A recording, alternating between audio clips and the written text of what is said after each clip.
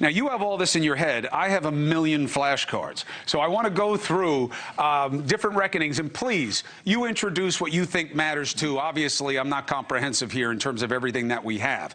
But let's start with this. Your general assessment, Grover, of why you believe if the economy matters to someone when they walk into the booth, why do you believe they pull the lever for a red candidate? Well, there are several reasons. One of the biggest that people tell pollsters that they see is inflation.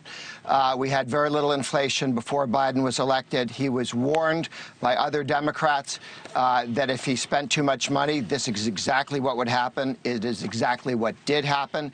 We saw inflation jump up over 8%. Over the last year, Americans have become poorer. Their paycheck is not increased as fast as inflation has. That makes people very unhappy.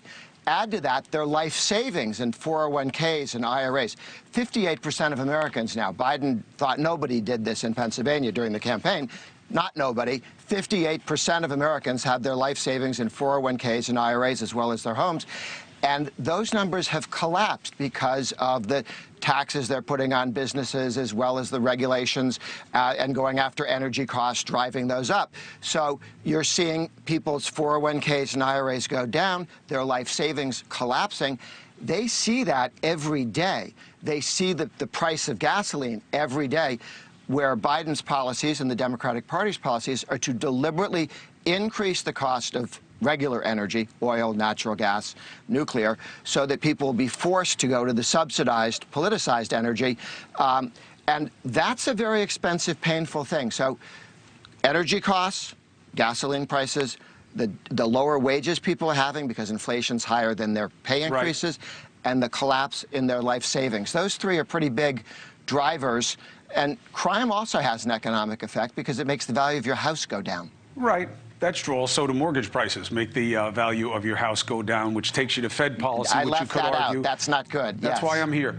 And you could argue that I'd actually give you this point, that Biden should have gone in. I know he doesn't control the Fed. We know that. But you know what? There is a relationship between who's in power at the time and what the Fed policy is going to be, and he gets to pick who runs the Fed. But he could have chased after them earlier to do some corrective policies about what was happening with so much money that had been put into the economy. Now, I believe that most of what you said, Grover, I can qualify in one way or the other to mitigate the damage to Biden. Not everybody has lost wealth. There's some studies out there that certain sectors of the middle class have actually had more wealth than ever over the last 18 to 24 months because of different cycles in asset value.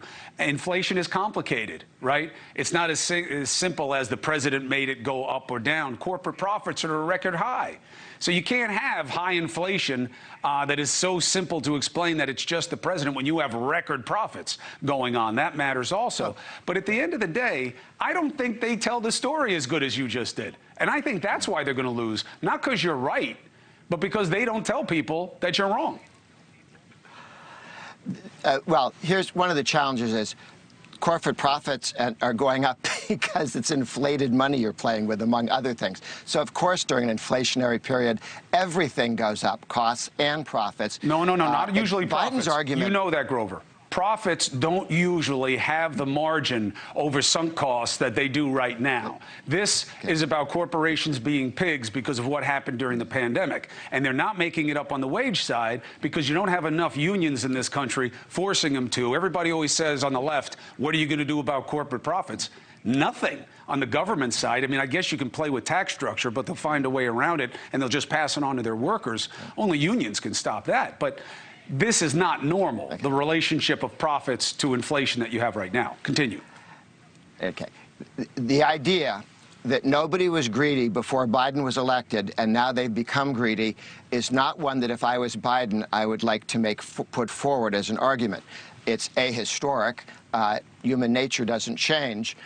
It's a bad argument for him, and it doesn't help.